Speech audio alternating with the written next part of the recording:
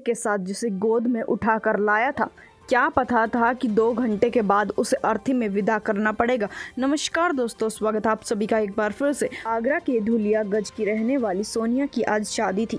उसकी शादी फिक्स कर दी गई थी राजू के साथ में। बड़े ही धूमधाम से फतेहपुर सीकरी निवासी राजू के साथ में उसकी शादी तय कर दी जाती है। लड़की अपनी शादी के लिए काफी समय से एक्साइटेड थी, काफी खुश थी। उसके घर परिवार भी उसकी शादी की खुशी से फूले नहीं समा रहे थे। रीति रिवाजों के साथ में आता है राजू सेहरा सजाकर दुल्हन सोनिया के साथ में 7 फेरे लेता है और वचन किए जाते हैं हमेशा एक साथ रहने के। और धूमधाम से शादी के बाद में दुल्हन की विदाई हो जाती है और लड़की अपने ससुराल के लिए निकल जाती है।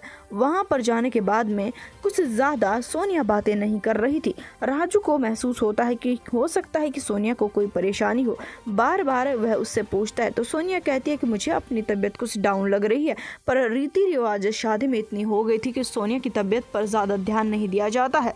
दूल्हा दुल्हन को गोद में उठाकर लेकर आया था। उसकी तबीयत इतनी ज़्यादा बिगड़ चली जाती है कि उसे अस्पताल में भर्ती करवाना पड़ता है।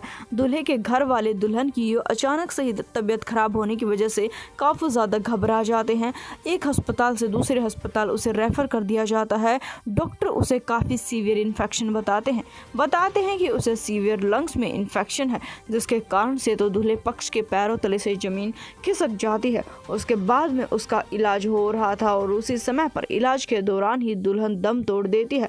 दूल्हा जिसे बैंड बाजे के साथ में सारी रीति रिवाज के साथ में जिसके साथ में जन्मों जन्मों तक रहने के वादे कर चुका था, इधर दूल्हे का रो रो कर बुरा हाल, उधर दुल्हन के घर वालों का रो रो कर बुरा हाल।